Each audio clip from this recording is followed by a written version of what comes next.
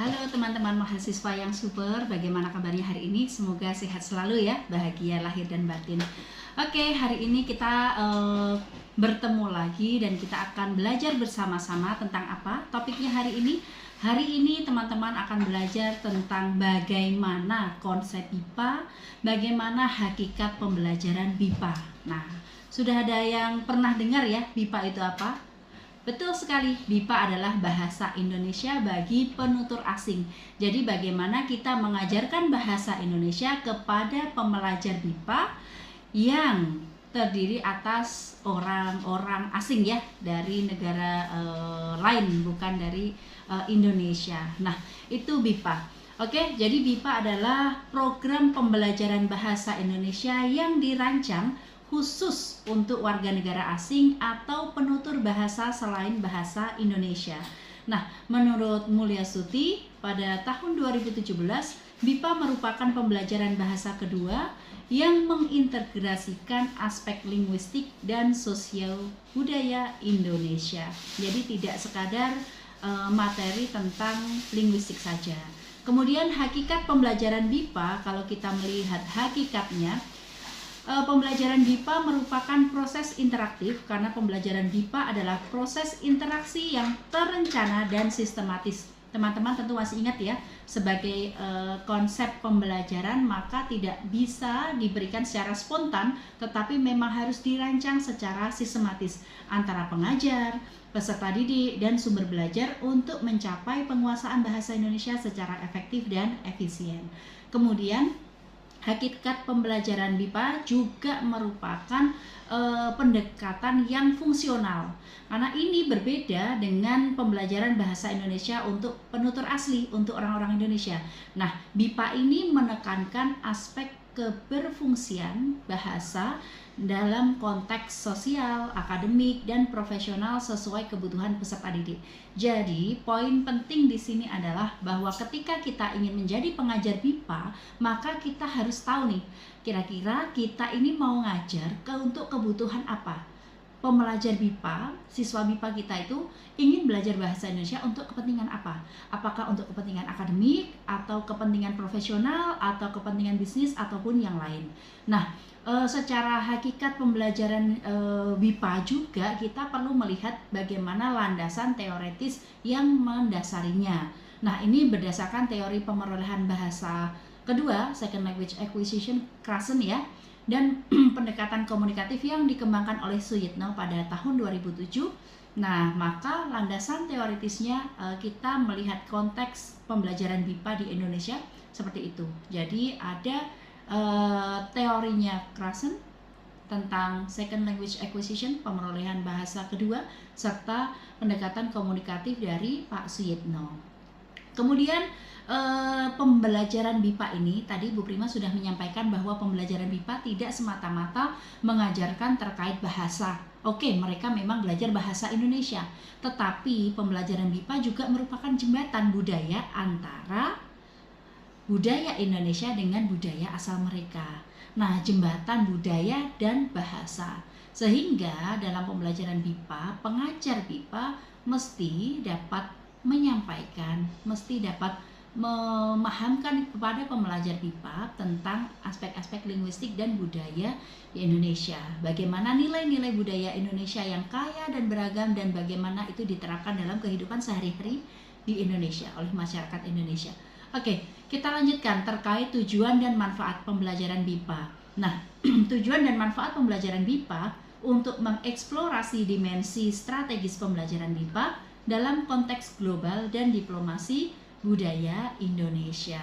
Nah, tujuan umum pembelajaran BIPA itu bisa sebagai identitas nasional karena mengenalkan bahasa Indonesia sebagai lambang identitas nasional dan alat komunikasi resmi yang digunakan dalam berbagai forum internasional sesuai dengan Undang-Undang Nomor 24 Tahun 2009. Kemudian untuk tujuan umum pembelajaran BIPA juga untuk kompetensi komunikatif. Nah, kompetensi komunikatif ini mengembangkan kemampuan berbahasa Indonesia. berbahasa Indonesia. Jadi yang diutamakan memang performansi ya, untuk praktiknya dalam konteks sosial, akademis, dan profesional dengan tingkat kefasihan yang dapat diukur melalui uji kemahiran bahasa Indonesia. Serta tujuan umum pembelajaran BIPA juga merupakan diplomasi budaya, karena melalui pembelajaran BIPA kita juga memperkenalkan kekayaan budaya dan kearifan lokal di Indonesia. Dan ini ditujukan atau bertujuan untuk mempererat hubungan antar bangsa antara Indonesia dengan negara-negara ya asal pembelajar BIPA tadi. Ini sesuai dengan Kemendikbud tahun 2020. Oke, manfaat strategis BIPA, sudah banyak negara ya yang mengadakan program BIPA baik dalam kursus perguruan tinggi, pendidikan formal ya maupun informal ya, ataupun yang terintegrasi pada kedutaan begitu ya. Nah, pada tahun 2023 tampak lebih dari 45 negara, kemudian lebih dari 219 lembaga ya, serta ada banyak lebih dari 12.000 ya peserta BIPA aktif di seluruh dunia. Nah, ini semua data ini menunjukkan apa? Menunjukkan bahwa peningkatan signifikan minat dalam mempelajari bahasa Indonesia, budaya Indonesia, dan ini berkontribusi pada peningkatan citra positif Indonesia melalui soft power diplomasi ya. Jadi merupakan diplomasi untuk meningkatkan citra diri, meningkatkan branding Indonesia di mata dunia, di kancah internasional. Kemudian prinsip dan model pembelajaran BIPA yang efektif seperti apa? Nah, ini sering ya banyak yang tanya mahasiswa, Bu, gimana sih cara mengajar BIPA agar sukses, agar efektif begitu ya. Nah, pendekatan pedagogis yang telah terbukti efektif dalam pembelajaran BIPA itu seperti apa? Nah, yang pertama, prinsip dasar pembelajaran BIPA itu yang pertama adalah prinsip berjenjang. Artinya teman-teman masih ingat ya, di BIPA itu ada 7 level, level 1 sampai level 7. Sebagai pengajar teman-teman masih tahu nih, jadi setiap level ini goals-nya atau tujuannya itu apa, sehingga prinsip berjenjang ini teman-teman menguasai benar. Nah, misalnya sama-sama kata ganti di level 1, level 2, level 3 itu seperti apa. Nah, ini berjenjang ya. Nah, kemudian di BIPA ini mengadaptasi ya dari sesuai standar CFR ya, yang diadaptasi untuk bahasa Indonesia. Kemudian yang kedua, prinsip prioritas. Prioritas ini maksudnya fokus pada keterampilan yang paling dibutuhkan peserta berdasarkan analisis kebutuhan yang dikembangkan oleh, ini juga ada Bu Ari Kusmiatun yang mengembangkan analisis kebutuhan di konteks BIPA. Jadi ketika mengajarkan, memang pengajaran BIPA ini perlu difokuskan ya pada keterampilan yang paling dibutuhkan begitu ya. Kemudian prinsip korektif. Nah, pembelajaran yang memperbaiki kesalahan secara konstruktif melalui teknik korektif feedback yang sesuai dengan teori pembelajaran bahasa kedua. Jadi dalam belajar bahasa Indonesia BIPA ini, pembelajar BIPA sebaiknya mendapatkan feedback ya, umpan balik dari pengajar, sehingga mereka tahu bagaimana progres perkembangan pembelajaran yang mereka lakukan, bagaimana capaian ya, pengetahuan, keterampilan, sikap ya yang mereka peroleh ya dari waktu ke waktu. Nah, kemudian ada prinsip kontekstual, pembelajaran yang mengintegrasikan konteks budaya Indonesia dalam setiap aspek materi seperti yang direkomendasikan oleh Prof. Suyitno tahun 2017. Oke. Nah, model pembelajaran diferensiasi di BIPA ya. Nah, ada konsep diferensiasi yang memang ini sangat tepat, sangat sesuai jika diterapkan dalam pembelajaran BIPA. Karena dalam pembelajaran BIPA tadi Bu Prima sudah menyampaikan tujuan yang berbeda, latar belakang yang berbeda, kemampuan yang berbeda, minat yang berbeda. Nah, banyak hal ini bisa menjadi pertimbangan pengajar dalam mengemas ya, mendesain pembelajarannya seperti apa. Nah, ini perlu adanya penyesuaian metode pembelajaran berdasarkan profil, karakteristik, minat, dan kesiapan belajar peserta didik. Nah, dengan mempertimbangkan latar belakang bahasa ibu mereka. Ini dari Tomlinson ya, tahun 2014. Nah, ini penting. Serta guru berperan sebagai fasilitator yang kreatif dan dinamis untuk mengoptimalkan hasil belajar setiap individu peserta BIPA. Jadi walaupun memang student center yang berpusat ke siswa, tetapi pengajar BIPA dituntut kreatif dan dinamis. Oke, jadi baik siswa maupun gurunya memang harus sama-sama aktif ya. Kemudian inovasi pembelajaran BIPA juga perlu dilakukan, bisa dilakukan dengan gamifikasi, yakni teknologi gamifikasi terbukti meningkatkan engagement ya dan hasil belajar peserta BIPA secara signifikan melalui elemen kompetisi yang sehat dan reward system. Nah, ini kalau kita menggunakan gamifikasi ya, baik yang high tech maupun yang low tech, itu yang berteknologi tinggi menggunakan memanfaatkan perkembangan teknologi ya, menggunakan aplikasi-aplikasi tertentu begitu ya, ataupun yang sangat sederhana yang menggunakan teknologi rendah, gamifikasi sederhana ini terbukti ya membuat kelas itu menjadi hidup ya, dan membuat motivasi siswa semakin meningkat. Kemudian metode dan media pembelajaran BIPA ini juga perlu relevan dan mengikuti ya perkembangan zaman. Misalnya tadi sudah Bu Prima sampaikan, teman-teman bisa menggunakan atau memanfaatkan berbagai aplikasi, software ataupun yang lain ya dalam melakukan pengajaran BIPA. Kemudian dalam metode pembelajaran BIPA, nah, metode pembelajaran BIPA ini juga banyak ya, sama misalnya metode pembelajaran pada umumnya, tetapi dalam pengajaran BIPA ini teman-teman mesti ingat pendekatan komunikatif itu perlu diingat ya. Jadi pengajaran BIPA ini mengutamakan kemampuan komunikasi aktual dalam situasi nyata, dikembangkan berdasarkan teori Communicative Language Teaching ya, CLT, yang diadaptasi untuk konteks Indonesia. Jadi ingat, fokusnya memang bagaimana mereka bisa berkomunikasi ya, jadi tidak sekadar aspek linguistiknya tadi. Kemudian experiential learning, yakni pembelajaran berbasis pengalaman nyata melalui field trip, kunjungan budaya, dan interaksi dengan penutur asli. Nah, ini membuat mereka itu memiliki pengalaman ya, pengalaman secara nyata begitu dalam menggunakan bahasa Indonesia dan budaya Indonesia, mempraktikkan bagaimana budaya itu ada di masyarakat sehari-hari. Kemudian juga berbasis teknologi digital, jadi integrasi beragam platform digital dan media interaktif untuk meningkatkan keterlibatan dan aksesibilitas pembelajaran sesuai era sekarang ya. Oke, media pembelajaran inovatif ada macam-macam, ada beragam, ada aplikasi mobile, kemudian ada konten multimedia, serta menciptakan kelas yang interaktif. Nah, sekarang Ibu ingin tanya, lalu bagaimana tantangan dan solusi dalam pembelajaran BIPA? Nah, kalau kita membahas tantangan ya, tantangan pembelajaran BIPA itu yang pertama diversitas budaya. Karena perbedaan latar belakang budaya, sistem bahasa yang dimiliki oleh pembelajar BIPA ya, ini menimbulkan kesulitan-kesulitan dalam transfer linguistik dan pragmatik. Nah, ini yang tampak sekali ya teman-teman ya, karena beda bahasa juga beda ya, beda budaya juga beda. Jadi ini menunjukkan semakin beragam, terutama sebagai pengajar BIPA, semakin beragam latar belakang pembelajar. Nah, ini juga menjadi tantangan yang lebih besar bagi pengajar BIPA.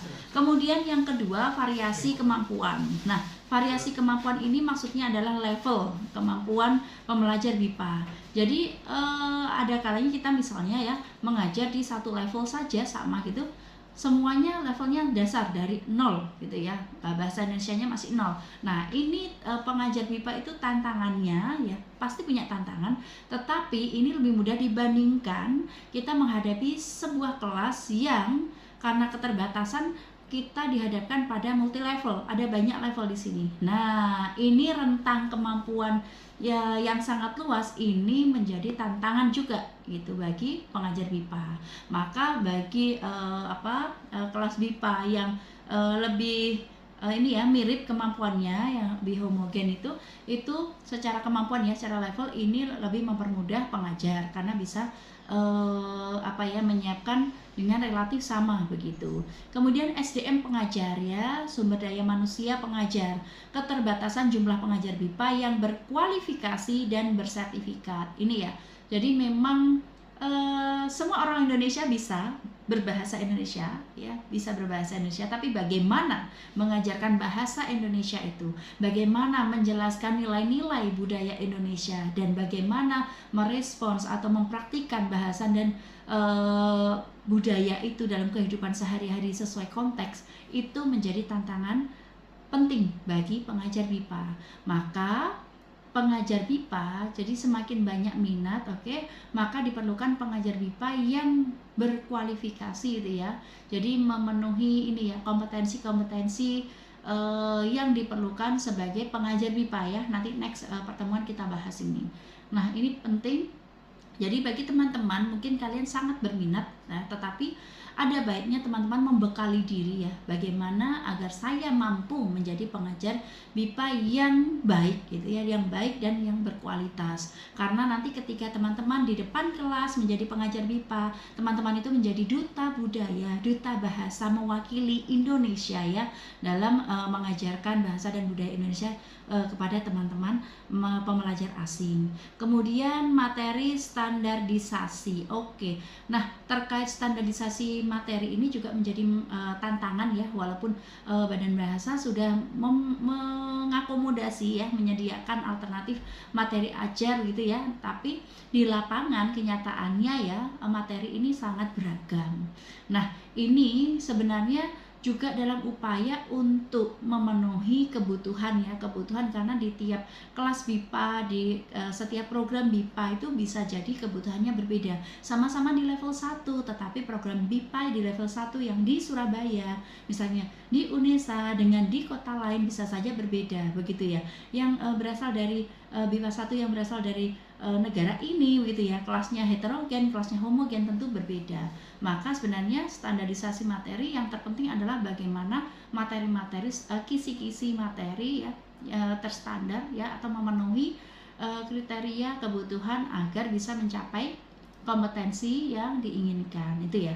Nah, solusinya yakni adanya pelatihan berkelanjutan untuk pengajar BIPA ya, untuk calon maupun yang pengajar BIPA. Kemudian ada kurikulum yang adaptif, yang berjenjang dan fleksibel. Kemudian personalisasi teknologi, ini memanfaatkan AI atau yang lain ya untuk menciptakan pengalaman pembelajaran yang dipersonalisasi sesuai kemampuan individu.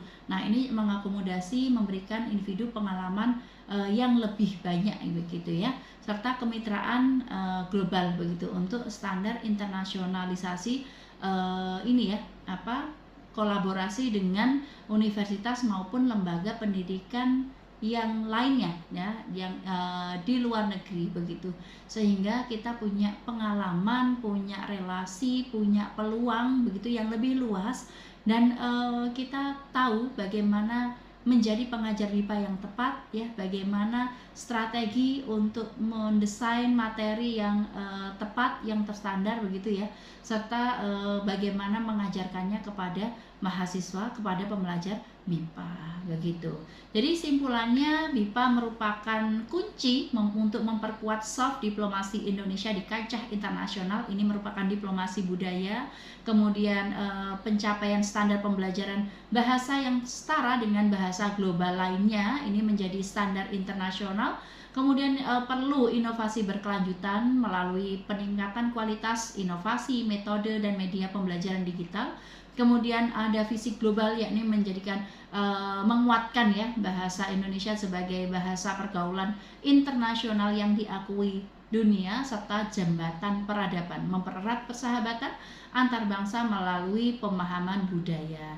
Nah, dengan berkomitmen seperti ini akan muncul inovasi BIPA yang berkualitas. BIPA memiliki potensi besar untuk menempatkan, menguatkan ya bahasa Indonesia sebagai salah satu bahasa penting ya dalam komunikasi global. Begitu ya. Itu dari Bu Prima. Jika ada pertanyaan atau ingin diskusi lebih lanjut, atau kalian mau request ya untuk materi ini, silahkan bisa menghubungi Ibu atau komen di bawah. Oke, terima kasih. Sampai jumpa lagi. Assalamualaikum.